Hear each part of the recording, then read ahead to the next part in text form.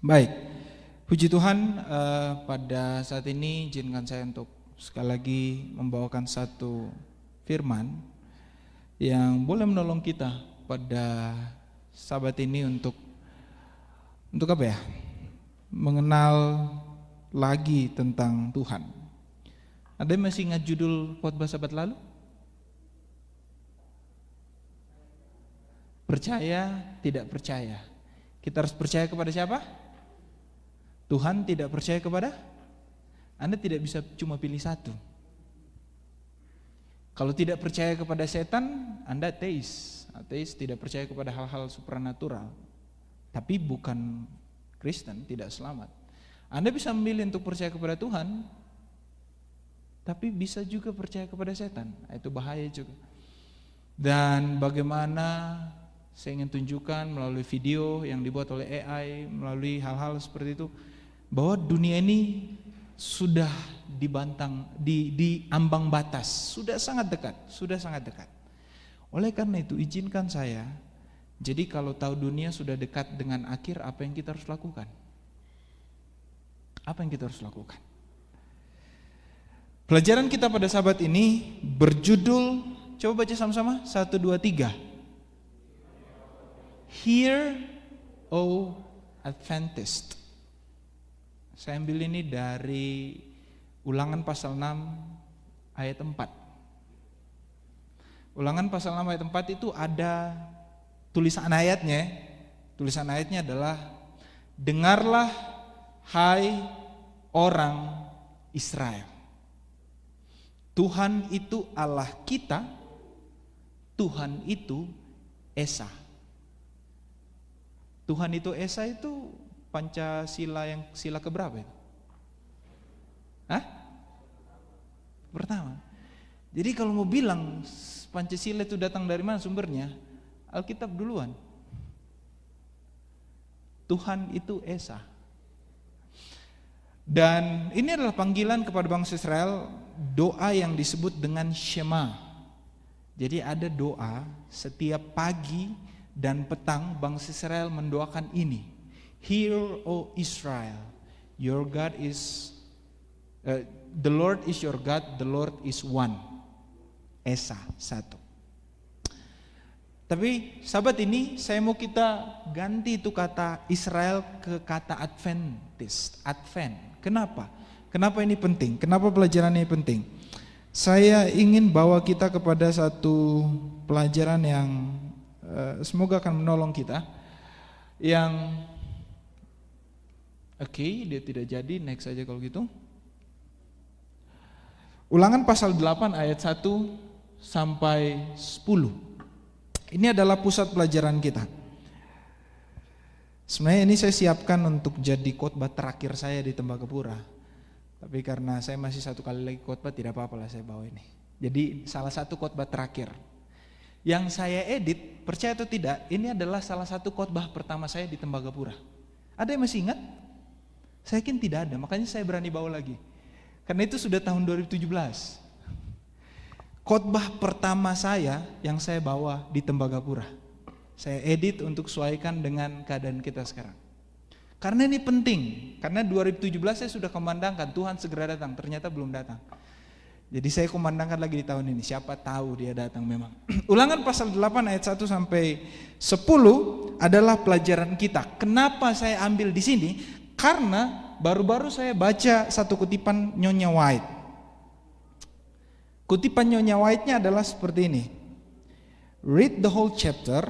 Ini dia bawa satu ayat di Ulangan pasal 7, baru dia teruskan seperti ini.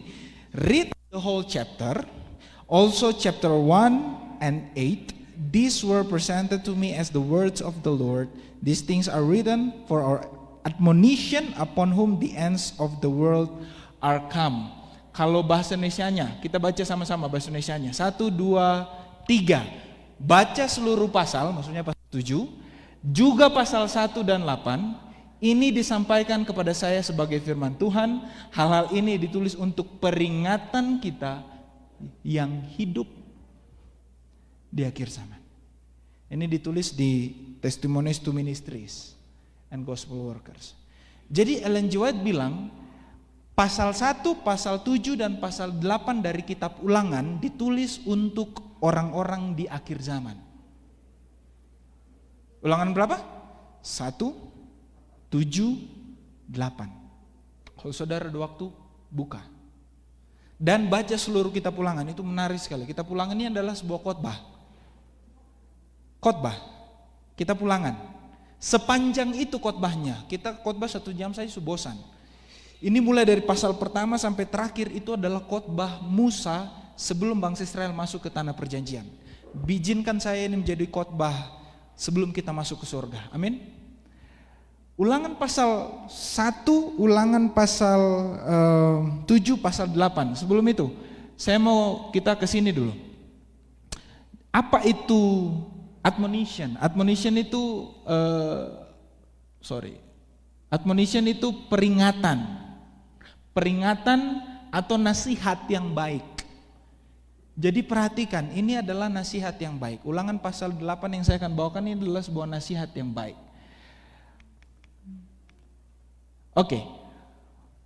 Saya ingin kita buka ayat ini lalu bergantian baca. Ada yang boleh bacakan yang pertama, kedua, ketiga di tempat bagian A-nya saja, tidak apa-apa. Bagian setengah pertamanya. Ulangan pasal 1 ayat 6, Ulangan pasal 8 ayat 1, dan Ulangan pasal 6 ayat 3. A. Silakan baca saja.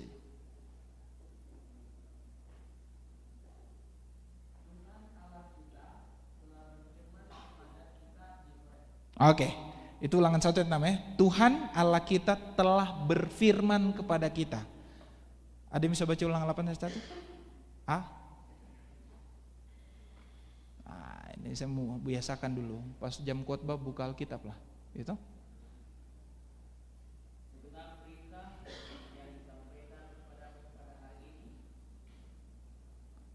Lakukan. Oke. Segenap perintah kamu harus lakukan dengan setia. Ulangan 6 ayat 3.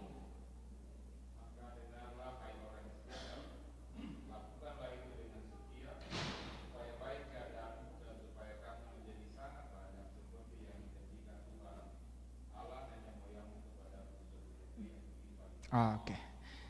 Dengarlah hai orang Israel, lakukanlah dengan setia. Ini berhubungan. Ulangan pasal 1 bicara soal Tuhan Allah kita berfirman kepada kita. Diawali dengan begitu. Ini perkataan pertama Musa. Tuhan Allah kita berfirman kepada kita di Gunung Horeb yang disebut dengan Gunung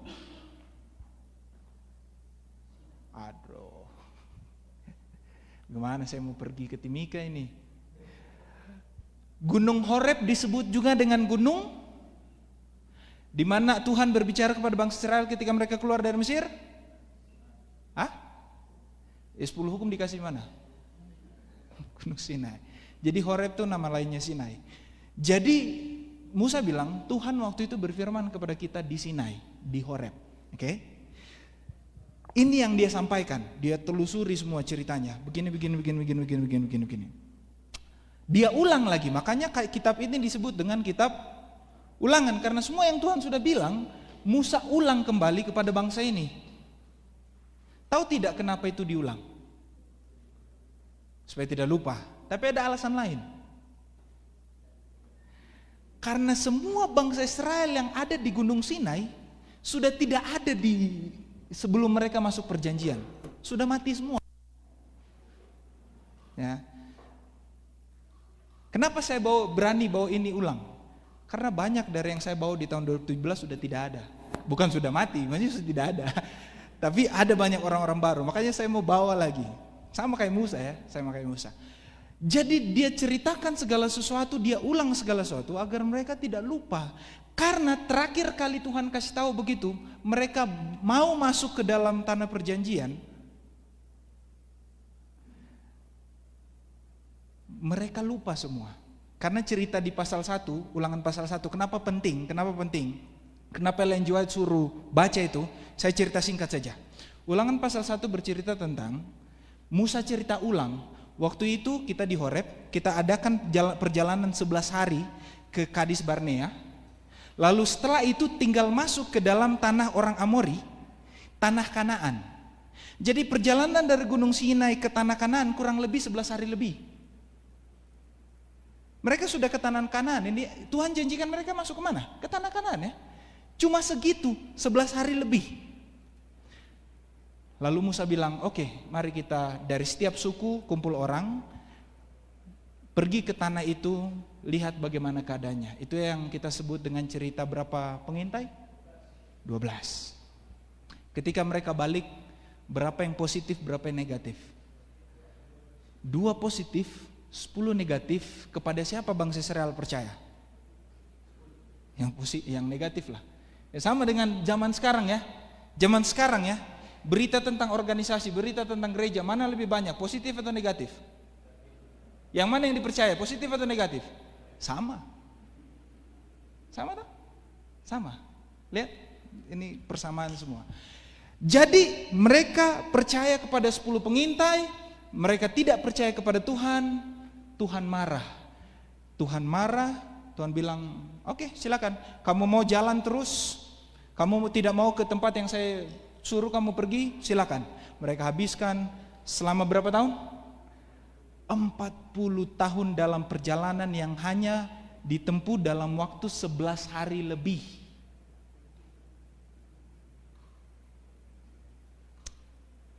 Ini yang Ellen G. White bilang di tulisan permulaan. Sebenarnya Allah bisa datang tahun 1844. Allah bisa datang, katanya Ellen G. White. Tapi umatnya tidak siap. Sama. Bangsa Israel bisa masuk tanah Kanaan, tapi mereka tidak siap. Karena mereka memilih untuk lebih percaya kepada hal negatif, lebih memilih untuk percaya kepada pengaruh yang negatif daripada percaya kepada iman, hal yang positif. Dan itu terjadi kepada kita. Sekarang, kenapa judul saya dengarlah hai orang Israel? Karena ada hubungan. Ulangan pasal 1 bilang Tuhan sudah berfirman. Ulangan pasal 8 bilang, pusat kita ya, Ellen G. White ini 1 dan 8 bilang yang dia sudah firmankan, lakukan. Dihubungkan di ulangan pasal 6, dia bilang gini, dengarlah hai orang Israel, lakukanlah dengan setia. Di dalam bahasa Ibrani, kata Shema dengarlah itu, Shema itu dengar. Kenapa dengar? Saya ulangi lagi. Samuel nama artinya apa? Kalau orang cuma baca sekilas, Samuel itu artinya Tuhan memberi. Karena Tuhan telah memberikan kepada Hana. Tapi tidak. Kata Samuel itu diambil dari kata Shema-el. Shema artinya mendengar, El artinya Tuhan. Samuel artinya Tuhan mendengar. Jadi di dalam ulangan pasal 6 ayat 3, ketika bangsa Israel di Musa sampaikan dengar, itu sama dengan Tuhan cuma dengar Hana? Tidak. Dia dengar dan dia jawab, dia kasih, dia lakukan apa yang Hana minta. Sama, dalam bahasa Ibrani kata Shema itu erat kaitannya dengan menurut. Ketika Tuhan bilang dengarlah, artinya Tuhan ajak kita bukan cuma dengar, bukan cuma tahu, tapi juga menurut. Itu yang anak-anak, kalau Amel, papa bilang, mana Amel? Oh Amel sana, saya kira itu Amel, itu Gretlin katanya, mirip. Lia boleh lihat pendeta? Kalau papa bilang, Lia, dengar dulu. Artinya papa mau Lia menurut. Dia tahu. Menurut. Itu dengar-dengaran artinya menurut. Karena dalam bangsa-bangsa semantik, termasuk Indonesia, dengar artinya menurut. Saya tidak dengar berarti saya tidak menurut. Itulah sebabnya di dalam ulangan pasal 8 ayat 1 sampai 10 ini adalah sebuah panggilan. Kenapa? Karena Tuhan mau kita dengar. Tuhan mau kita menurut perintahnya. Sekarang sudah sampai di slide 9. Tinggal 11 lagi. 21 lagi, sorry. Jadi masih panjang. Ulangan pasal 8 ayat 1 sampai 10 adalah sebuah panggilan karena Tuhan mau kita mendengar. Poin pertama, apa yang Tuhan mau kita dengar? Panggilan apa yang Dia mau kita dengar? Di dalam Ulangan pasal 8 ayat 2 kita baca sama-sama 1, 2, 3. Ingatlah kepada seluruh perjalanan yang kau lakukan atas kehendak Tuhan Allahmu di padang gurun selama 40 tahun ini. Panggilan pertama yang Tuhan mau kita buat adalah ingat. Dalam bahasa Ibrani, kata ingat ini zakar. Zakar bukan negatif ya. Karena ada buah yang disebut dengan nama ini. Tapi zakar di dalam bahasa Ibrani artinya mindful. Mindful. Mindful itu bahasa Indonesianya apa ya? Kalau bahasa sehari-harinya artinya perhatian. Perhatikan. Mindful to it. Perhatikan. Perhatian terhadap itu. Tapi bahasa sederhananya mind artinya full artinya penuh pikiran. Pikiran itu penuh, kan begitu kan? Kita sederhana saja. Pikiranmu itu harus penuh. Di dalam Ulangan pasal 8 ayat 2, kata ingatlah artinya penuhi pikiranmu dengan apa yang Tuhan sudah lakukan sepanjang perjalananmu dalam perjalanan kehidupan ini.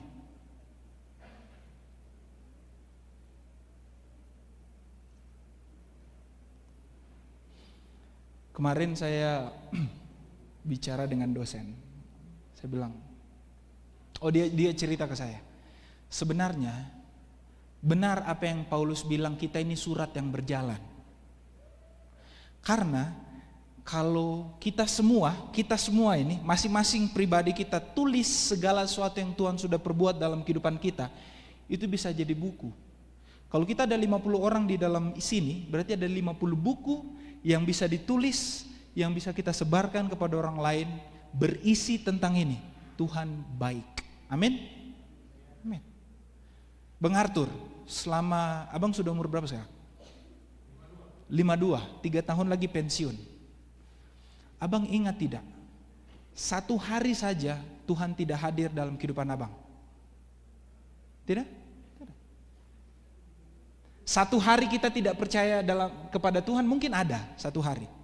Tapi setelah kita di depan, kita ingat kembali ke belakang, oh dia ada ternyata, cuma saya yang tidak percaya.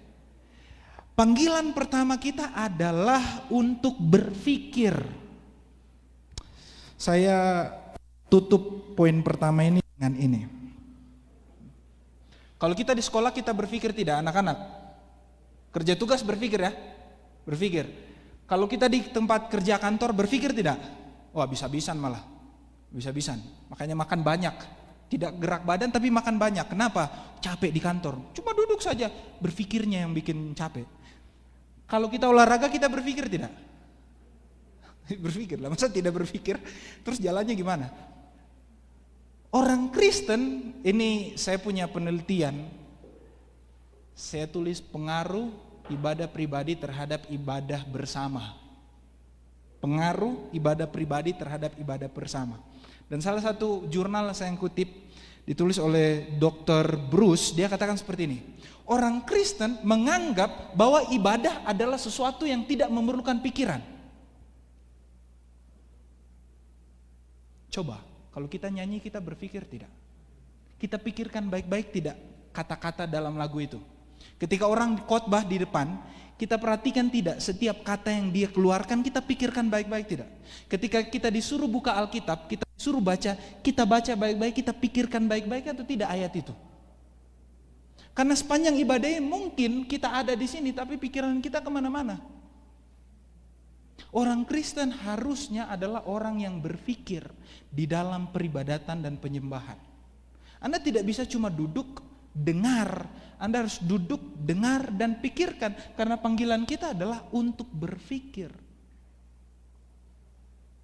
Nah, kalau kita cuma mau hadir dalam ibadah, lalu tidak pakai pemikiran, tidak seperti itu. Panggilan kita adalah panggilan untuk berpikir. Itulah sebabnya poin pertama adalah kita dipanggil untuk selalu memikirkan dan mengingat Tuhan. Amin. Panggilan kedua, Ulangan 8 ayat 3. Kita baca baik-baik ayat ini sama-sama. 1, 2. Sambil berpikir ya, jangan cuma ikut, sambil berpikir. 1, 2, 3. Jadi ia merendahkan hatimu, membiarkan engkau lapar dan memberi engkau makan mana yang tidak kau kenal dan yang juga tidak dikenal oleh nenek moyangmu, untuk membuat engkau mengerti bahwa manusia hidup bukan dari roti saja, tetapi manusia hidup dari segala yang diucapkan Tuhan. Ini yang dikutip siapa? Yesus. Jadi ia merendahkan hatimu. Panggilan nomor 2 adalah panggilan untuk merendahkan hati. Kenapa merendahkan hati itu penting sebelum masuk surga? Karena di surga tidak ada orang sombong. Setan keluar karena sombong. Anda tidak mungkin masuk karena sombong. Tidak bisa. Anda tidak mungkin masuk ada sombongan sedikit saja dalam diri, tidak bisa. Setan keluar karena sombong. Kenapa panggilan Musa kepada bangsa Israel sebelum masuk ke tanah perjanjian? Jangan sekali-sekali tinggikan diri, rendahkan hati. Karena di tanah perjanjian tidak boleh ada kesombongan. Bangsa Israel kemarin gagal masuk karena kesombongan. Loh, kok kesombongan? Saya mau kasih tahu. 10 pengintai lebih percaya kepada apa yang mereka lihat dibandingkan apa yang Tuhan bilang. Itu sombong namanya. Kalau kita lebih percaya kepada pemikiran kita dibandingkan apa yang Tuhan bilang, itu sombong. Karena kita taruh diri kita lebih tinggi daripada Tuhan. Panggilan kita adalah untuk tidak sombong. Dengan cara apa? Dia memanggil kita untuk merendahkan hati. Di ayat 2 dan ayat 3, di bahasa Inggrisnya saya lebih suka. By testing you. Kalau di bahasa Indonesia mencobai. Tapi Yakobus bilang Tuhan tidak mencobai siapa-siapa. Karena setiap orang dicobai dengan keinginannya sendiri. Tapi Tuhan menguji. Tuhan tidak mencobai, tapi Tuhan menguji dengan maksud untuk membuat kita sadar, oh ini kelemahan kita. Dia menguji dan dia membiarkan engkau lapar. Lalu dia kasih apa? Roti yang turun dari surga? Mana ya? Roti yang turun dari surga mana? Coba perhatikan, mana itu berkat atau kutuk? Mana itu berkat atau kutuk? Berkat ya? Mana itu berkat atau kutuk? Tapi berkat yang Tuhan berikan bisa jadi ujian kepada kita. Lihat, Alkitab bilang Tuhan menguji bangsa Israel lewat mana. Mana itu berkat ya? Berkat. Saya berani sampaikan ke sini karena Tembagapura ini kayaknya tidak ada kutuk, berkat semua ya. Banyak berkatnya. Tapi bisa jadi berkat yang Tuhan kasih adalah sebuah ujian sebelum masuk surga. Apakah kita terikat di dunia karena berkat itu kita pegang-pegang, atau kita siap untuk melepas berkat-berkat itu ketika ujian yang besar datang? Siap atau tidak? Anda siap tinggalkan? Saya sudah siap. Tinggalkan kompor yang tinggal pak langsung nyala. Tidak perlu isi-isi minyak, tidak perlu cari-cari gas. Sudah siap tidak perlu pasang AC, walaupun di bawah pastornya ada AC sih. Bukan saya yang pasang, tapi di sini tidak perlu AC. Tidak susah cari, oh ini pakai deodoran, tidak ada keringat. Makan tinggal pergi ke mes, tidak perlu masak. Siap atau tidak? Kita tinggalkan itu semua ketika saatnya kita harus memilih apakah saya mau ikut Tuhan atau ikut dunia. Kenapa? Karena bangsa Israel diuji sebelum masuk tanah perjanjian. Kamu siap tidak tinggalkan hal-hal yang ada di padang gurun ini? Jangan lupa lagi Mesir itu. Karena bangsa Israel jatuh ketika 10 pengintai bilang begini, mereka bilang seperti ini. Lebih baik kami di Mesir. Lebih baik kami di Mesir. Bayangkan, sudah ada di seberang tanah perjanjian, mereka masih ingat, lebih baik kami di Mesir. Di sana ada daging. Di sana kami bisa makan walaupun susah. Di depan ini ada raksasa. Kami mati. Lihat, sanggupkah kita tinggalkan yang di belakang itu untuk masuk ke dalam kerajaan surga? Karena Yesus bilang, Siapa yang bisa lewat lubang itu? Lubang jarum? Lebih mudah unta masuk lubang jarum dibandingkan orang kaya masuk surga. Kenapa? Karena itu harus ditinggalkan. Unta bisa masuk kalau tidak ada pelananya, tidak ada bawaannya di samping kiri kanan. Dia bisa masuk, tapi setengah mati. Lebih mudah itu daripada orang kaya masuk surga. Kenapa? Karena orang muda yang kaya gagal ikut Yesus karena banyak hartanya. Berkat bisa jadi ujian. Untuk apa? Untuk mengetahui apa yang ada dalam hati. Jadi kadang kalau Tuhan kasih izinkan kita lapar, maksudnya ada kekurangan, ada sesuatu yang terjadi dalam kehidupan kita, ada masalah, ada ujian, karena Tuhan mau kita sadar apa yang ada dalam hati kita. Saya itu benar atau tidak sih? Saya ini setia atau tidak sih? Karena kita tahu kita setia atau tidak dari masalah. Kalau tidak ada masalah, kita semua setia. Tapi begitu ada masalah baru kelihatan. Yang mana itu lalang, yang mana itu gandum. Ketika ada pengguncangan. Selanjutnya, dari sini poin kedua ini baru saya mengerti kenapa Mazmur 37 ayat 5 itu berarti sekali. Serahkanlah hidupmu kepada Tuhan dan percayalah kepadanya dan ia akan bertindak. Coba perhatikan, jangan putar ayat ini. Jangan putar ayat ini. Ayat ini tidak bilang ia bertindak maka kita serahkan hidup kita kepada Tuhan dan percaya. Ayat ini tidak bilang dia bertindak dulu, dia lakukan sesuatu, baru kita serahkan hidup dan percaya. Ayat ini bilang percaya dulu, serahkan hidup dulu, baru ia bertindak. Itu yang terjadi dalam kehidupan bangsa Israel. Mereka gagal untuk percaya, mereka gagal untuk menyerahkan diri kepada Tuhan. Apa buktinya? Bahwa ayat 37 ayat 5 tadi, Mazmur 37, serahkanlah hidupmu, percaya kepadanya, ia bertindak. Karena Musa sampaikan di ayat 4. Musa sampaikan di ayat 4. Kita baca sama-sama. 1, 2, 3. Pakaianmu tidaklah menjadi buruk di tubuhmu, dan kakimu tidaklah menjadi bengkak selama 40 tahun. Saudara-saudara, kita 1 tahun saja pakai baju yang sama.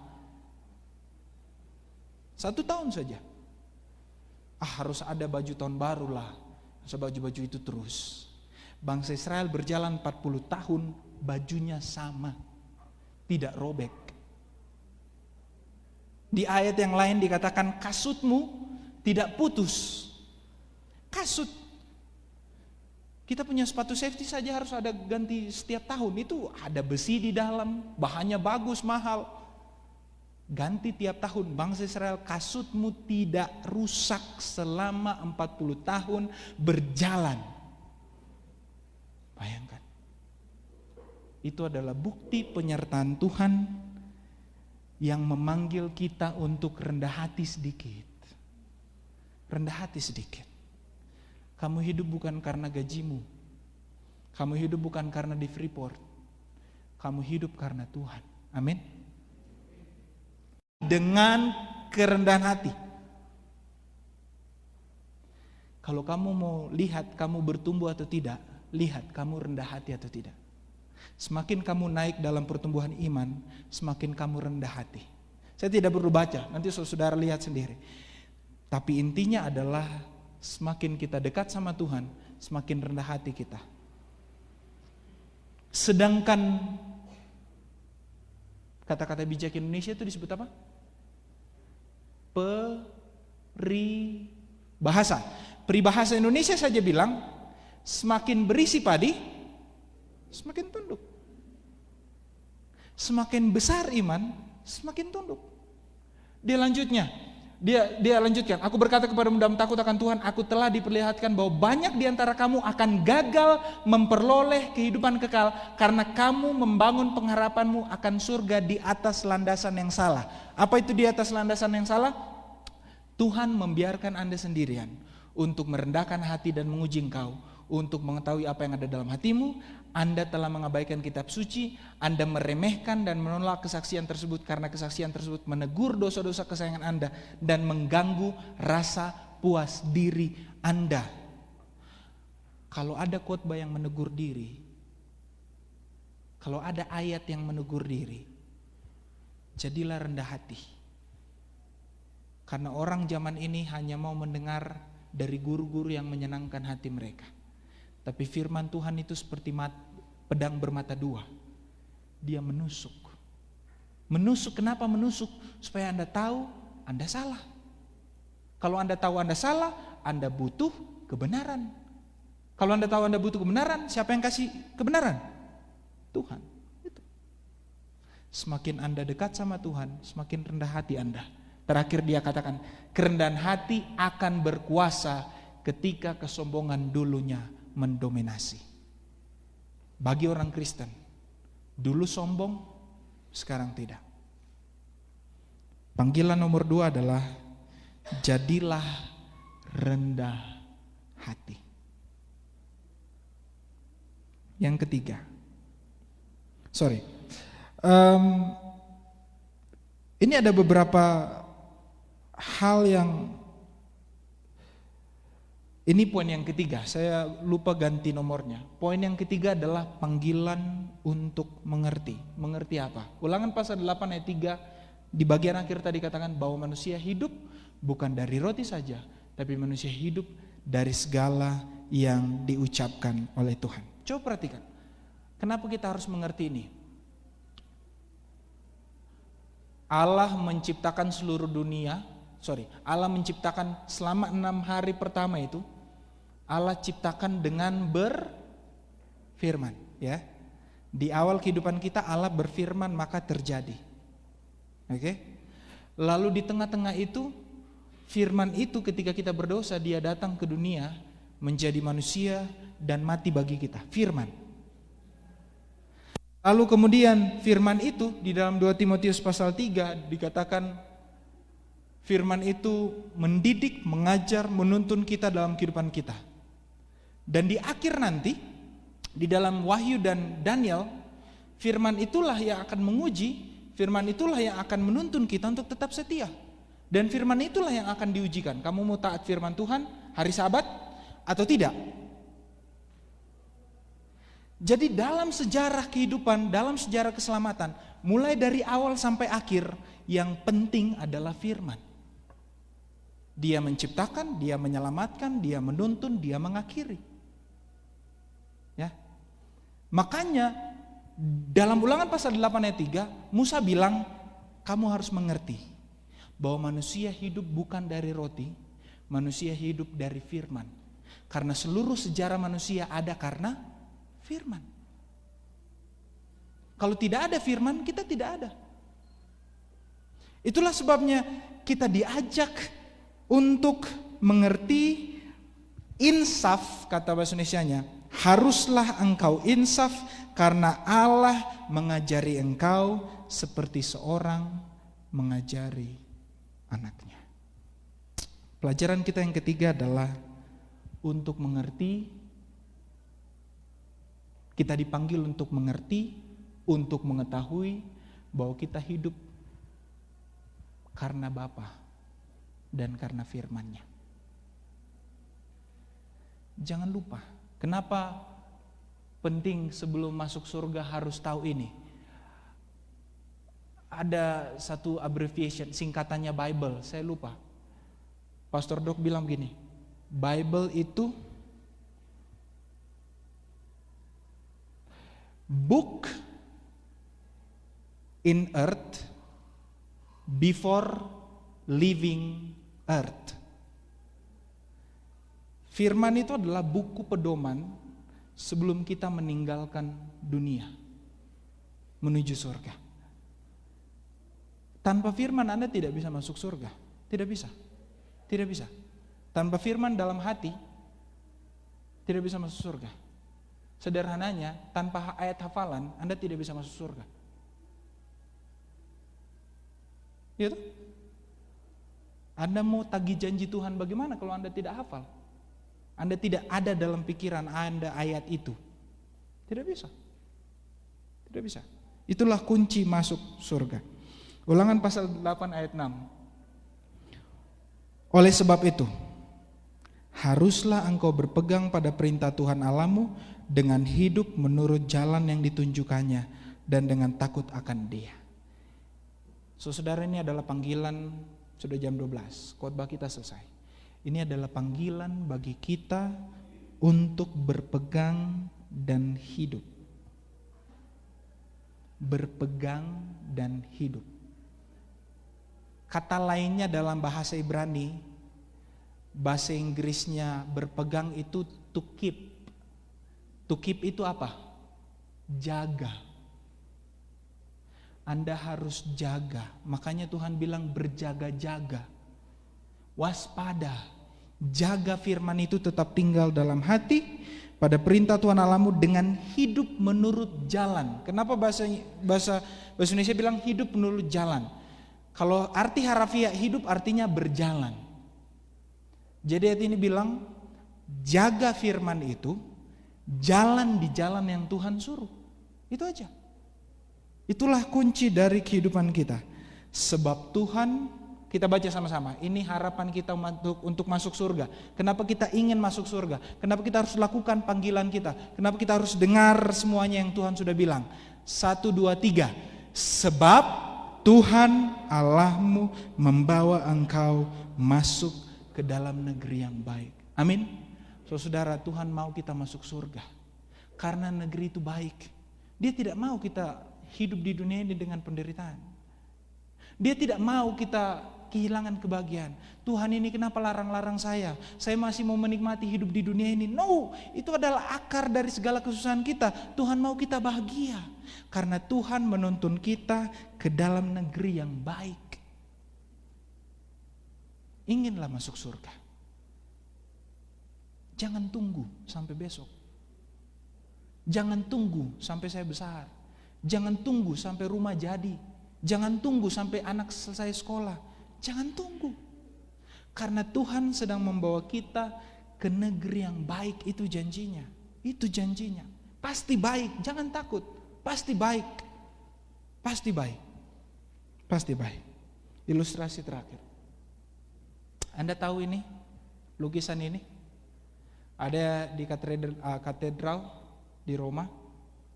Dilukiskan oleh Michelangelo, pelukis dari Italia. Nama lukisannya adalah The Creation of Adam, atau nama lainnya Creation of Man, penciptaan manusia. Anda coba perhatikan, saya ada sensor karena ini eksplisit gambarnya. Saya ada sensor karena PG-13 kita. Ini lukisan ditulis oleh Michelangelo dengan menggambarkan yang di sebelah kanan itu siapa? Siapa? Kalian tahu? Allah. Sebelah kiri? Manusia, Adam. Lalu ketika seorang guru memperhatikan kembali lukisan itu, dia perhatikan seperti ini. Tangan Allah berusaha untuk menggapai dengan menegakkan jarinya. Jadi kalau sudah tegakkan begini artinya ada usaha, ada paksa di situ. To reach, mau capai. Tetapi tangan manusia tekuk. Coba berarti tekuk. Tangan Tuhan begini, tapi tangan manusia begini. Lalu guru ini bertanya kepada Michelangelo, apa makna lukisan ini? Kenapa sepertinya tangan Tuhan berusaha meraih, tapi tangan manusia tertekuk, sepertinya setengah-setengah. Lalu Michelangelo menjawab, apa yang Anda lihat adalah gambaran dari penciptaan. Tuhan memberikan semuanya kepada manusia. Tuhan memberikan semuanya kepada manusia, tapi manusia memilih untuk mengikuti apa yang dianggap benar. Gantinya mengikuti apa yang Tuhan sudah sediakan. Dan tidak hanya sampai di situ, Michelangelo lanjutkan. Ini menggambarkan penyelamatan. Lalu dia stop. Dia cuma sampai situ. Dia tidak jelaskan secara langsung. Dan guru itu termenung. Kenapa? Karena sejak awal siapa yang berusaha untuk meraih, siapa yang mencari, siapa yang berusaha untuk menggapai, jawabannya adalah selalu Tuhan. Manusia sepertinya setengah-setengah. Sedikit lagi, Allah sudah melakukan semua yang dia bisa. Sudah melakukan semua yang dia bisa. Sekarang pilihan ada di tangan manusia. Mau gapai tangan Allah atau mau tetap membiarkan tangannya tertekuk. Saudara, Ulangan pasal 8 adalah sebuah panggilan. Kenapa? Karena selalu Tuhan yang cari kita. Selalu Tuhan yang berusaha menjangkau. Selalu Tuhan yang panggil, Adam, manusia, di mana engkau? Di mana? Ayo sini datang. Kenapa penting ini pelajaran sebelum masuk surga? Karena di akhir zaman ini, sebelum pintu kasihan tertutup, akan ada panggilan terakhir bagi kita. Panggilan terakhir. Mungkin bukan panggilan terakhir dari saya, tapi izinkan saya menjadikan khotbah ini sebagai panggilan, salah satu panggilan terakhir saya bagi jemaat Tembagapura. Akan ada panggilan terakhir. Dan pilihan kita, Tuhan sudah melakukan semuanya. Pertanyaannya adalah, apakah kita mendengar panggilan itu atau tidak? Kesimpulan. Pertama, baca sama-sama. 1, 2, 3. Panggilan untuk memikirkan dan mengingat segala perjanjian kita dengan Allah. Mengingat apa yang Allah sudah lakukan untuk kita di masa lalu. Dan tetap mengingat dan memikirkan Allah di masa depan kita. Kita dipanggil untuk itu. Kedua, kita dipanggil untuk apa? 1, 2, 3. Panggilan untuk menjadi rendah hati, untuk percaya dan berserah penuh kepadanya, serta menuruti perintah-perintahnya, walaupun kadang dalam hidup ini kita bersusah dan tidak mengerti. Itu panggilan. Ada orang bilang, oh jadi pendeta itu panggilan. Tidak semua orang bisa jadi pendeta, bisa jadi ikut panggilan. Tapi saya mau katakan hari ini, no. Setiap orang Kristen punya panggilan. Anda mungkin tidak tahu Anda punya pekerjaan apa nanti, tapi Anda punya panggilan yang sama. Panggilan untuk dengar, ikut, dan menurut. Dan panggilan yang terakhir adalah 1, 2, 3. Panggilan untuk mengetahui dan mengerti bahwa kita hidup adalah oleh karena setiap firman yang keluar dari mulut Allah, kita yang merupakan Bapa kita yang mendidik kita. Kita hidup karena firman Tuhan. Jangan lupa firman itu. Di akhir zaman, 3 panggilan ini akan menjadi panggilan kita. Apakah Anda mau untuk selalu memikirkan Tuhan? Karena kalau tidak, Anda tidak masuk surga. Kenapa? Karena hanya hadirat Tuhan yang konstan melalui kehadiran Roh Kudus yang dapat membawa kita masuk ke dalam kerajaan-Nya. Panggilan akhir zaman ini adalah untuk mau rendah hati atau tidak. Cukup rendah hati untuk percaya. Cukup rendah hati untuk ikut apa yang Tuhan bilang. Jangan pikirkan saya punya pemikiran. Sanggup tidak kita tinggalkan kerjaan kita untuk Tuhan? Sanggup tidak kita tinggalkan harta kita untuk Tuhan? Apakah kita cukup rendah hati untuk itu? Dan yang ketiga, di akhir zaman, firman Tuhan akan dipakai sebagai sebuah ujian. Anda mau ikut firman? Anda mau ikut dunia? Anda mau ikut sabat atau hari perbaktian lain? Anda mau menyembah kepada Tuhan atau kepada perintah manusia? Semuanya Anda pilih melalui ini. Kita hidup melalui firman atau kita hidup melalui keinginan kita sendiri. Kiranya Tuhan memberkati kita. Saya berdoa dalam nama Yesus. Amin.